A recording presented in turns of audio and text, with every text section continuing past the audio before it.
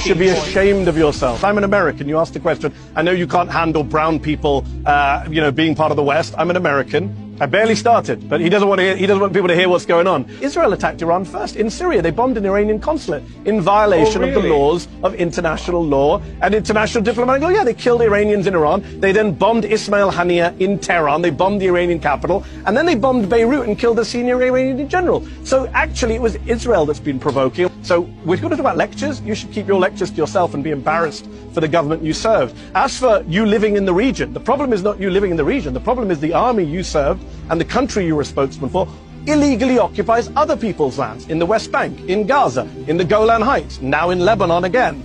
You are the country that is illegally occupying other people's lands. It's not about you living in your homes, it's about you taking other people's homes. It's about Israel now aiming to annex Gaza, according to Haaretz this week, that Netanyahu no longer has any interest in saving the hostages, as he never did, and is eyeing annexation of Gaza, to quote the Israeli newspaper Haaretz. I'm not sure how Jonathan still comes on these shows and defends that kind of barbarism and open war crimes. I'm not sure how Jonathan sleeps at night watching people burn to death thanks to the military that he served and is now being investigated both at the International Court of Justice and the International Criminal Court. That is what you stand for. You serve the IDF, the Israeli military, which, as I say, is being investigated at the ICJ, and the ICC. You serve a military that has been credibly accused by the United Nations just last week, by Israeli media, which showed videos of mass rape of Palestinian detainees. The New York Times this week reported that your military sent children, Palestinian children, as human shields into booby-trapped tunnels and buildings.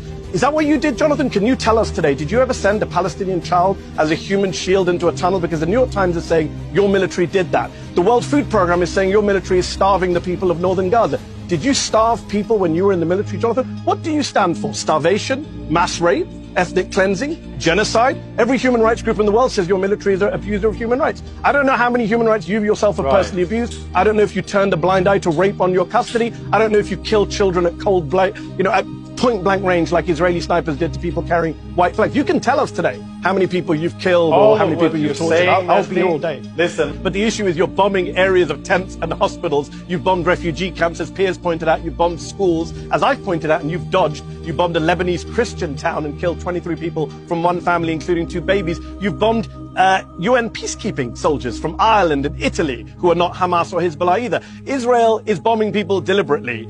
We don't need your word for that. We've seen hundreds of TikToks, including my company, Zateo, that you happily mentioned earlier, put out an entire documentary interviewing Israeli soldiers and showing the TikToks of them bragging about their violence inside of Gaza and now Lebanon. You talk about low-hanging fruit. Let's just be clear here on the facts, since people are not going to get the facts, because as you've read my book, you know there's a tactic called gish galloping, which is what you just did, which is to talk